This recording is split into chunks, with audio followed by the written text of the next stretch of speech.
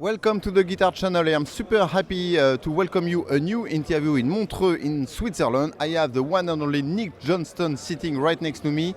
Nick, how are you doing? I'm good. I can't believe I'm back out doing stuff after what feels like 20 years of lockdown. It's great. It's awesome. Yeah. It's amazing to be here and amazing to be back doing stuff. Thanks for having me. It's my pleasure. Is that your very first time in Switzerland? No, I've been here 4 or 5 times now, I think. Yeah. Never to Montreux, though. Okay. And I believe this is also the first year of this show, correct? Yeah, indeed. It is the first edition of the show, yeah. So a lot of firsts going on here. Yeah. A lot of firsts, good times. And it is the place where the casino took fire, the Smoke on the Water story. You know that, right? I don't know if I've heard that song. Yeah. What's it called? Yeah. Smoke on the, I don't know, something like that. Smoke on the canal. Yeah, it's never or going to work. something. Yeah. Yeah. Fire on the river. I don't know. All right. Tell me, Nick, what was your very first guitar? Very first guitar was a 2000 Squire Bullet in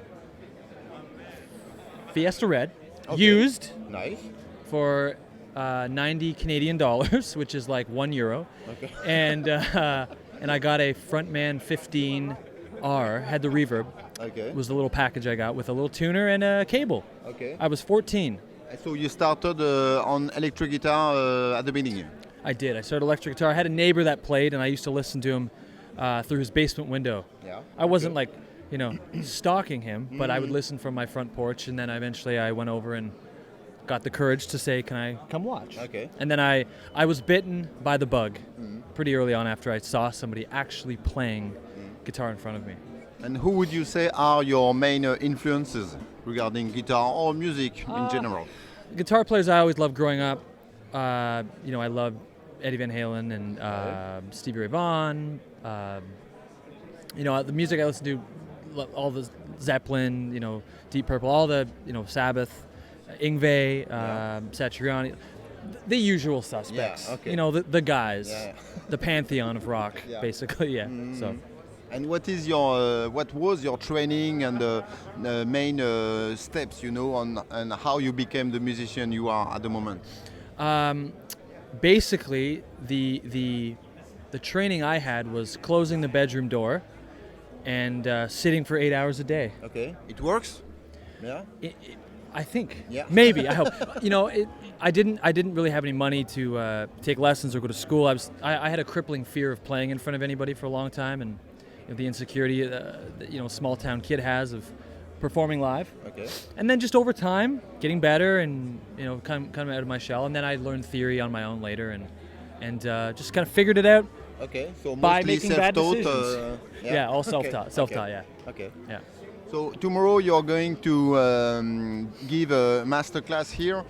What is your approach to transmit your knowledge? Well, I've been doing besides the break with the pandemic, I've been doing the clinic kind of thing for maybe 6 or 7 years, and it's always different. There's never sort of a set way to do it. I've seen people give out handouts, and here's what we're going to talk about. Yeah. I like to just go up and just talk to the Okay. crowd, and I play music, and I just improvise a little bit, and if anybody has any questions, I just try, veer down a road, and hopefully not a bumpy road, Yeah. and then just play and say thank you. Is there some word of wisdom you keep repeating over and over and saying, okay, this is the message, this is what you should focus on? I mean, there's tons of things, but I just kind of boil it all down to it really is just about trying to enjoy the process, and it's okay to fail. And my true love with music is writing music, and just my ear changing and kind of following my heart, so to speak, with music, and I think it's really important to just sometimes look inside and just try to become a unique voice on the instrument, and take your time. It's a long game. It's all a long game. I've been doing this for 20 years. I'm just getting started. Okay. You know. Well, it's a good start, huh? Thank you. Let's talk about Young Language, which was released last year. Yeah. Was it a pandemic album? Some of the songs were. I think it had. Well, the way I usually kind of roll out the albums is I've never really done writing, so I finish an album, and usually I have time for the production over the course of 6 months. And in that time, I'm writing the next one. Okay. So I recorded it during the pandemic, but I wrote it just before. Okay. So, but I've written 3 other ones since then. So Okay. there's lots of pandemic music. I hate to call it a pandemic album, but I guess it is. Yeah. There is a very cinematographic quality to your music. I'm not sure if it's that a word, but Yeah. we can totally listen to your music and see some picture, and you can say, "Oh, see, I can hear this music in a movie." Is that conscious influence on what you and on how you write music? Yeah, again, just coming back to finding your own voice and just not being afraid to fail or try things. The whole thing with me with instrumental music is because there's no words and there's no description. Yeah.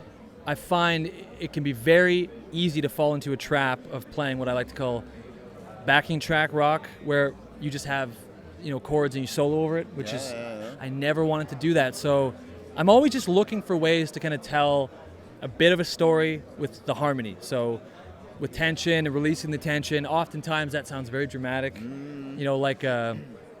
like a science fiction or a fantasy movie or something.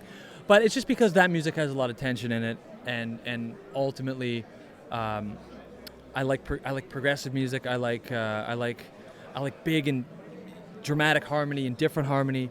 And I'm always trying to pull that into my melodies. It's hard, and sometimes you end up repeating yourself a bit, but gives a shit. It's part of the journey, And how do you usually compose? Do you start? Do you get melodies when you are showering in the morning, or is it always with the guitar? No. Is it a chord progression?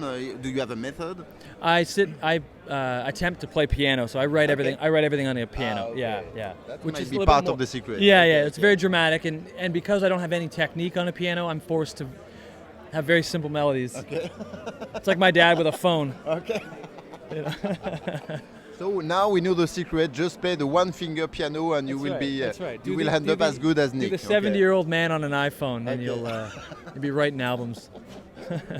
And how do you know that your song is done and it's ready to be recorded? Do you have a green light popping up in your head? It's okay. Now it's time to record it. You're done. That's actually a very good question. I think in the beginning I didn't know, but now that I've done 6, 7 solo records, you just kind of have to.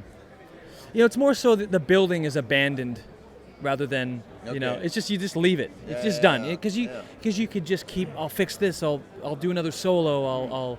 I'll make this section longer. The drums. So just when it feels right. There's no real way to know except you just kind of walk away. I guess I think a famous songwriter said, "You never finish a song, you abandon it." Exactly, Maybe it's Bob Dylan, or I don't know, someone like that, some unknown songwriter, right? Yeah, I think so. And the problem is you always just want to do something else. Yeah. So you go, that's enough. Okay, next one. But to me, I just look at it like even if you're not going to use the song, it's when you're not that I'm strong, muscular or anything, but it's the whole thing where you bring the weight down. You got to bring it up. You got to do the whole thing, the whole process. So I find just finishing it, just going through that motion, developing that muscle, and developing the ear and the sort of secret sense on how to do that.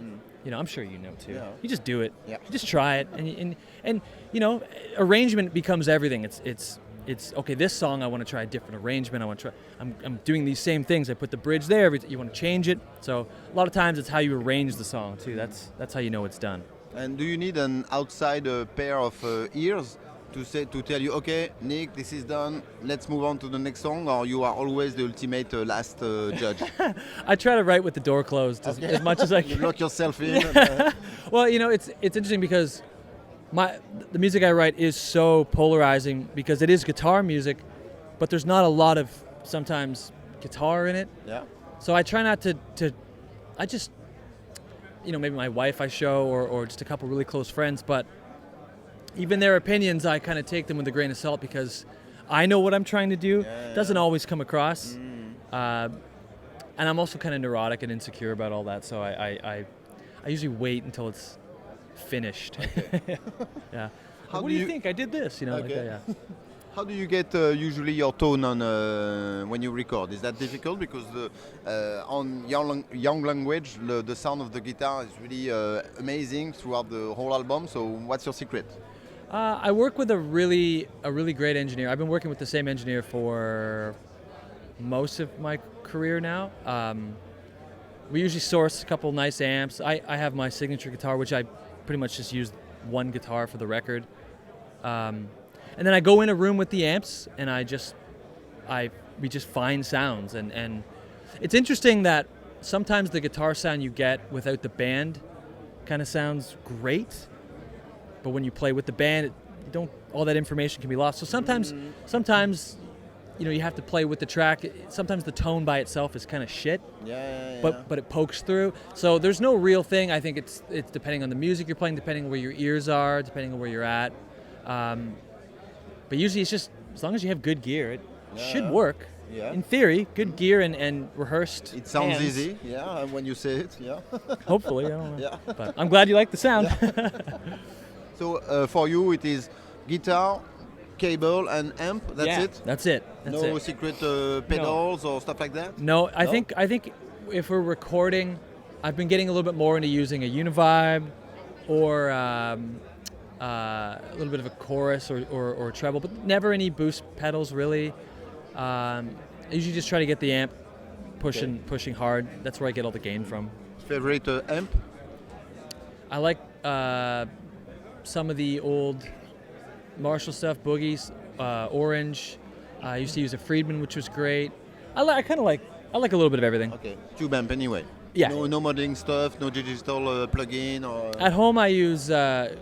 I don't want to wake the whole neighborhood up, so I use a Kemper. I've been using a Kemper at home for demos for forever. Okay. But everything's on record a tube amp. Yeah. Okay. Yeah. Just it feels a little better. Let's talk about your guitar. What was the process to come up with your signature model with Schecter? Well, as you can tell, this is based off of a Les Paul. Yeah, No. yeah. It looks familiar. I was trying to pinpoint the model name. Okay, now I see it. Yeah. It's a Martin D35. No. Well, I played S-type guitars, we'll call them, forever. Yeah. Since the beginning. And Schecter kind of approached me maybe 8 years ago. And they kind of asked, what do you want? Mm-hmm. Because I was lucky enough at the time, the custom shop was sort of being rebooted, and they wanted someone to kind of, be the quote-unquote poster child for it. And I went to the custom shop, and I saw a Wenge neck, and it felt great. It looked awesome. And then we just kind of refined the features, like the neck profile I liked, high access, much wider radius. I like big, wide bends, kind of Yngwie bends, the big ones. Mm-hmm.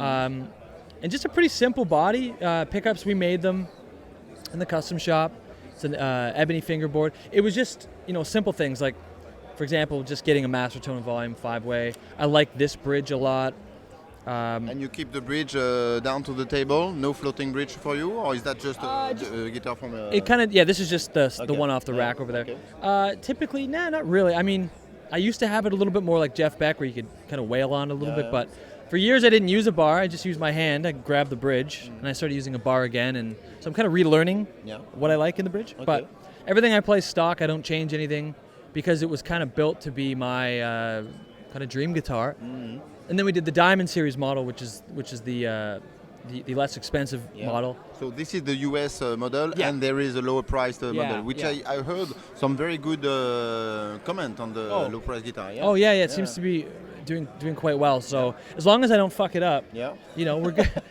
But ultimately it's a traditional type of guitar with some modern kind of appointments, and it just feels good. And the nice thing is this kind of raw neck. I don't know if you've had a chance to check it out. Mm-hmm. You get that nice hand, juice in there over time. It feels great. Yeah. So and it looks great. Yeah. Awesome. Yeah. This is one of the many colors we do. So. Yeah. Very cool. We are here in the middle of a guitar show. Are you going to walk around and look at the nice boutique guitar builders around, or you're not allowed to watch anything else than the Schecter booth? Yeah, I have to be faithful to the big S. Yeah. No, I'm going to walk around, of course. And I saw there's a company over there with I've seen them before, but their name always sticks out to me. They're called Relish. Yeah, So I'll- Switzerland. yeah, exactly. A local, a domestic brand. So I'm Yes, gonna go. indeed. It's just cool. I mean, I've never seen a show quite like this in a casino. So you can buy a $5,000 guitar, then go gamble it away. It's Yeah. a beautiful thing. What a good concept, what a good idea, yeah. Or make some money out of the casino, go up one flight of stairs and, There we and spend go. all the guitar, all the money on the cool guitars. Eh, That's perfect. That's buy perfect. happiness. Who said money can't buy happiness? Exactly. Yeah. As a conclusion, what are the next projects you want to mention for the upcoming, the rest of the year? Are you going to be at NAMM? In June? NAMM is kind of a low-key event this year. I've heard, so, believe so, yeah. I'm gonna skip it this year. Okay. Schecter's not really doing anything, so Really? I think they have like a little meeting room. But I also have another project where I sing. It's called Archival. And we just finished the second album, so if people want to check that out. Okay. And then I'm recording another album in the fall. Okay. And then I've got a couple other things I can't talk about just yet, but things are happening. It won't get out of the internet, I swear. Things are happening. Okay. Things are happening. Okay, excellent. If we want to follow all your news, where do we go on the internet? Website? Just Instagram, Yeah. Nick Johnston Music, where everything happens. That's the place. Anything of importance will be announced there. Okay, excellent. Nick, thank you very much for your time. I hope next time we meet it will be in Paris in my showroom and we will do a proper guitar in hand interview. Deal? That would be great. Okay. Let's do it. Let's do it. Thank you very much. Cheers. Bye-bye. For the price of a magazine, subscribe to The Guitar Channel to access the full videos.